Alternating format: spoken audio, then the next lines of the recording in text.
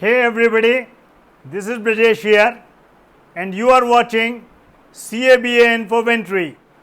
Keep watching this video till end in order to get the full benefit out of this video. If you like this video, then do share and subscribe this channel to get the further updates as soon as the new video is uploaded on my channel. My dear friends, in my first video, I discussed with you the Hindu Succession Act and the amendment of 2005, proud in this act which made daughters the co-partners in the ancestral property. The link for that video is given here. The issue or confusion which arose due to 2005 amendment was that whether it is mandatory that the father should be alive on 9th September 2005 in order to get the right in ancestral property by the daughter. The answer to this question was given by the Honorable Supreme Court in the three cases which I am going to discuss with you now. And final answer to this question was given by the Honorable Supreme Court on 11th August 2020 in the case of Vinita Sharma versus Rakesh Sharma, and all the confusions and controversies surrounding to this amendment of 2005 were put to rest by the Honorable Supreme Court. The first case is of Prakash versus Phulvati, which was decided by the Honorable Supreme Court by its two-member bench consisting of Justice Anil Dave and Justice A.K. Goyal in 2016. In this case, the Supreme Court held that it was necessary that father should be alive on 9 September 2005 in order to claim the right in the ancestral property by daughter. It was held that the living co-partners only can pass on the right to living daughter and not otherwise. Hence, as per this principle propounded by the Supreme Court in this case, it was mandatory that father should be alive on 9 September 2005. Second case on this issue was decided by the Honorable Supreme Court after 2 years, that is in the year 2018. That is in the case of Danamma versus Amar Singh, which was again decided by the two-member bench of the Honorable Supreme Court that was headed by Justice A.K. Sikri and Justice Ashok Bhushan.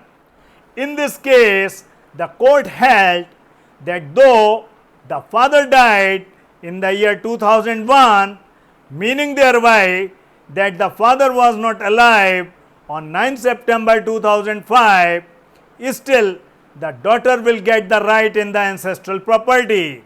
These two judgments gave diagonally opposite judgments on the issue of the right of daughter in ancestral property.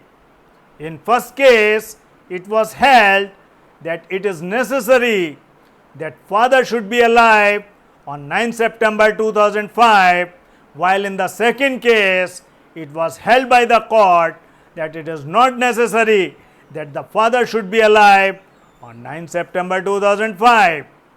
The issue which arose was whether it was prerequisite that father should be alive on 9 September 2005 in order to get the right by daughter in the ancestral property. Therefore, both these judgments of the Honorable Supreme Court given by the two-member bench gave conflicting decisions, and they created more confusion than solution for this problem.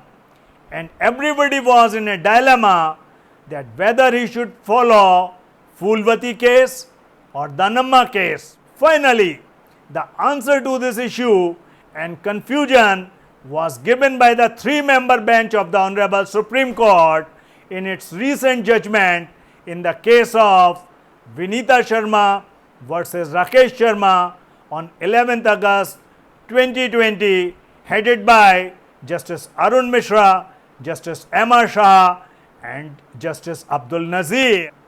Therefore, the confusion created by earlier two decisions of the Supreme Court that whether father should be alive on 9 September 2005 or not, in order to daughter getting the right in ancestral property was put to rest by the three-member bench of Supreme Court in the case of Vinita Sharma versus Rakesh Sharma by its decision dated 11 September 2020. It is held by the Honorable Supreme Court that the woman's right to the ancestral property is by birth. Therefore, the daughter also gets the co-partnership right same as son gets in his ancestral property by birth. Whether father is alive or not does not matter, and this does not reflect their right. Justice Arun Mishra pronounced the judgment which gave equal rights to daughters in ancestral property. Daughters must be given equal rights as sons. Daughter remains a loving daughter throughout life. The daughter shall remain a co-partner throughout life, irrespective of whether the father is alive or not. Justice Mishra said while pronouncing this landmark judgment on 11th August 2020 concerning gender discrimination to a daughter who always remains a loving daughter. The Supreme Court quoted its case of Savida Samvedi versus Union of India, reported in 1996, 2 SCC 380. A son is a son until he gets a wife. A daughter is a daughter throughout her life. This three-member bench overruled the contrary observations made in Prakash versus Phulvati case by the Supreme Court. To sum up this issue, the chronology is as under. Before 1956 Act, Shastric and customary laws were applicable in the country which governed the Hindus, and they varied from region to region. Sometimes even it varied in same region on caste basis. In the year 1956, all these laws were codified into one law, that is Hindu Succession Act 1956. As per this act, number 1, the ancestral property used to devolve by survivalship rule only. Number 2, only males were the co-partners up to 3 generations. And number 3, women were not recognized as co-partner.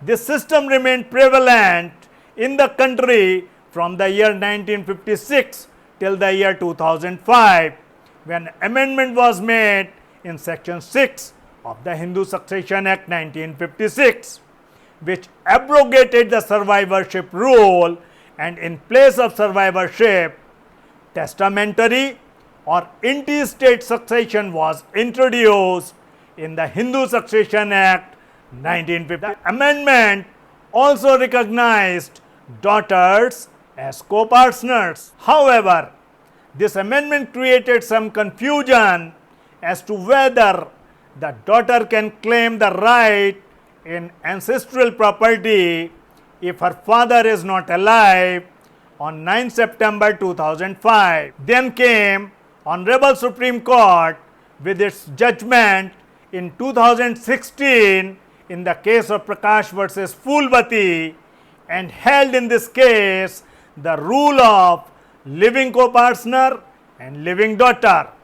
That is, father has to be alive on 9 September 2005, that is the effective date of 2005 amendment, and then only daughters can claim the benefit in ancestral property under the 2005 amendment.